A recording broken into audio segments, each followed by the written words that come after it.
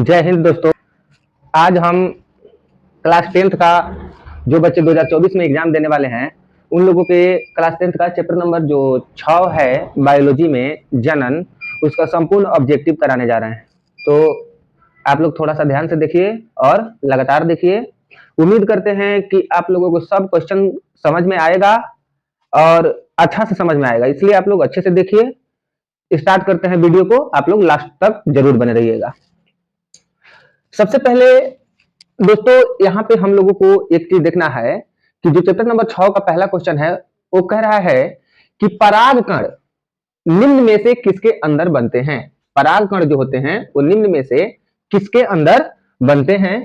ये जो पराग कण होते हैं वो हमारा पराग कोश में बनते हैं कि अंडाशय में बनते हैं कि वर्तिका में कि पत्तियां में। तो ये जो क्वेश्चन है 2021 में पूछा हुआ क्वेश्चन है, 2024 के लिए बहुत महत्वपूर्ण क्वेश्चन है, यानी कि VBI क्वेश्चन है। तो इसको आप लोग थोड़ा ध्यान से देखिएगा। तो आप लोग इसका सही आंसर कमेंट बॉक्स में बताइए कि इसका जो आंसर होगा क्या होगा। तो ध्यान दीजिए, परागकण जो होता है ना वो हमारा परागकोश में बनता है। क्या चीज में बनता है? परागकोश में बनता है।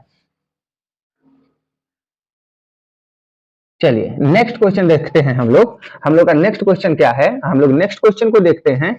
हमारा नेक्स्ट क्वेश्चन यहाँ पे आ रहा है कि निम्नलिखित में किन में द्विखंडन नहीं होता है। ये भी 2021 का पूछा हुआ प्रश्न है, बहुत अच्छा प्रश्न है। यानी कि निम्नलिखित में किसमें द्विखंडन नहीं होता है। अमीबा में नहीं होता है कि ईस्ट में नहीं होता है कि पैरामीशियम में नहीं होता है कि यूग्लिना में नहीं होता है। तो इस क्वेश्चन का सही आंसर हो जाएगा कि ईस्ट में नहीं होता है। किसमें नहीं होता है? ईस्ट में नहीं होता है। यानी कि जो द्विखंडन की क्रिया जो होता है वो ईस्ट में नहीं होता है। नेक्स्ट क्वेश्चन देखते हैं हम लोग। नेक्स्ट क्वेश्चन कह रहा है कि एकलिंगी पादप का उदाहरण है। यानी कि जो निम्नलिखित में जो 4 ऑप्शन दिए हैं इस ऑप्शन में कौन सा एकलिंगी पादप का उदाहरण है। तो हमारा एकलिंगी पादप का उदाहरण हो जाएगा पपीता, सरसों फूल में नर प्रजनन अंग है, उड़हुल, मटर। यानी कि इनमें कौन जो है हमारा एकलिंगी पादप का उदाहरण है। देखिए अगर आप लोग थोड़ा सा पढ़ाई किए होंगे तो आप लोग को एकलिंगी और द्विलिंगी आप लोगों को अवश्य समझ में आया होगा। जैसे कि एकलिंगी अगर हम बात करें तो एकलिंगी अगर प्राणी की बात करें तो अगर हम कहना चाहें एकलिंगी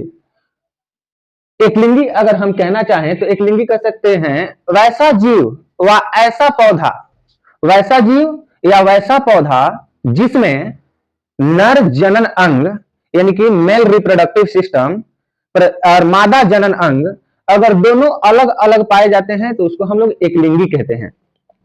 या वैसा जीव जिसमें नर जनन अंग और मादा जनन अंग दोनों एक ही में पाए जाते हैं उसको हम लोग क्या कहते हैं? द्विलिंगी पादप या द्विलिंगी जीव कहते हैं। चलिए तो इस क्वेश्चन का आंसर हो जाएगा, सही आंसर हो जाएगा हमारा पपीता। क्या हो जाएगा? पपीता। नेक्स्ट क्वेश्चन देखते हैं। नेक्स्ट क्वेश्चन कह रहा है जो कि बहुत महत्वपूर्ण प्रश्न है। नेक्स्ट क्वेश्चन जो है ना बहुत महत्वपूर्ण प्रश्न है, इसको ध्यान से देखिएगा। कह रहा है कि फूल में नर प्रजनन अंग है। फूल में नर प्रजनन अंग है, यानी कि फूल जो है फूल में नर प्रजनन अंग निम्न में से कौन सा है। इस क्वेश्चन का सही आंसर हो जाएगा पुंकेसर। इस क्वेश्चन का सही आंसर क्या हो जाएगा? पुंकेसर। पुंकेसर जो है ना यानी कि फूल का नर प्रजनन अंग जो है उसको हम लोग पुंकेसर कहते हैं। ये क्वेश्चन बहुत अच्छा क्वेश्चन है, 2013 में पूछा है, 19 में पूछा है, 21 में पूछा है कि नहीं। चलिए नेक्स्ट क्वेश्चन हम लोग देखते हैं। हम लोग का नेक्स्ट क्वेश्चन क्या होगा। नेक्स्ट क्वेश्चन हमारा आ गया यहाँ पे, द्विखंडन किसमें होता है। द्विखंडन किसमें होता है? पैरामीशियम में, अमीबा में, लिस्मैनिया में और इनमें से सभी। तो द्विखंडन किसमें होता है इसको थोड़ा सा ध्यान से समझिए। द्विखंडन जो होता है ना हम लोगों को इनमें से सभी में होता है। पैरामीशियम में भी द्विखंडन होता है, अमीबा में भी द्विखंडन होता है, लिस्मैनिया में भी द्विखंडन होता है।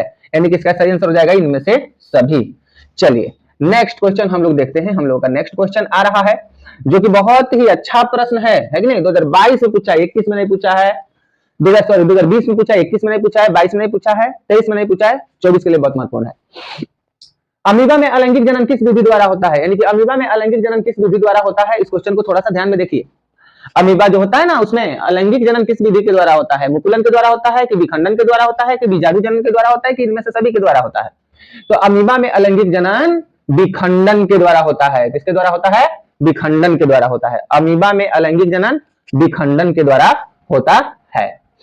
चलिए नेक्स्ट क्वेश्चन हम लोग देखते हैं, जो कि क्वेश्चन नंबर 7 है। क्वेश्चन नंबर क्या है? 7 है। क्वेश्चन नंबर 7 कह रहा है कि फूल का कौन सा भाग फल में बदलता है? बहुत अच्छा क्वेश्चन है। यानी कि फूल का कौन सा भाग फल में बदलता है? फूल का कौन सा भाग फल में बदलता है? पुंकेसर, ऑप्शन नंबर ए में कह रहा है पुंकेसर, ऑप्शन नंबर बी में कह रहा है स्त्री केसर, ऑप्शन नंबर सी में कह रहा है अंडाशय, और ऑप्शन नंबर डी में कह रहा है बीजांड। इस प्रश्न का सही आंसर आप लोग बताइए क्या हो जाएगा? इस प्रश्न का सही आंसर हो जाएगा अंडाशय। इस प्रश्न का सही आंसर, राइट आंसर हो जाएगा अंडाशय। यानी कि फूल का वह कौन सा भाग फल में बदलता है? तो अंडाशय बदलता है। फूल का कौन सा भाग फल में बदलता है? तो अंडाशय जो होता है वही फल में बदलता है। चलिए हम लोग नेक्स्ट क्वेश्चन की तरफ बढ़ रहे हैं। हमारा क्वेश्चन नंबर नेक्स्ट क्या कह रहा है? क्वेश्चन नंबर नेक्स्ट कह रहा है कि पौधों में जनन अंग कहां पाए जाते हैं? पौधों में, जो पौधे होते हैं ना, उस पौधों में जनन अंग कहां पे पाए जाते हैं? बहुत अच्छा क्वेश्चन है कि पौधों में जनन अंग कहां पे पाए जाते हैं? तना में पाए जाते हैं, जड़ में पाए जाते हैं, पुष्प में पाए जाते हैं, फल में पाए जाते हैं। तो आप लोग बताइए कि जो पौधे होते हैं उस पौधा में नर जनन अंग कहां पाए जाते हैं? तो पौधों में नर जनन अंग जो होता है ना, वो पुष्प में पाए जाते हैं। कहां पे पाए जाते हैं? पुष्प में पाए जाते हैं। इसका ऑप्शन नंबर हो जाएगा सी, पुष्प में पाए जाते हैं। ठीक है, चलिए नेक्स्ट क्वेश्चन, हम लोग नेक्स्ट क्वेश्चन की तरफ आगे बढ़ रहे हैं कि जो नेक्स्ट क्वेश्चन होगा वो नेक्स्ट क्वेश्चन क्या है? तो हमारा नेक्स्ट क्वेश्चन कह रहा है कि निम्नलिखित में से कौन पुनरुद्ध भाव, निम्नलिखित में से कौन पुनरुद्ध भवन का उदाहरण है? निम्नलिखित में से कौन पुनरुद्ध भवन का उदाहरण है? इसमें से आंसर दे रहा है हाइड्रा, अमीबा, एस्पाइरोगाइरा,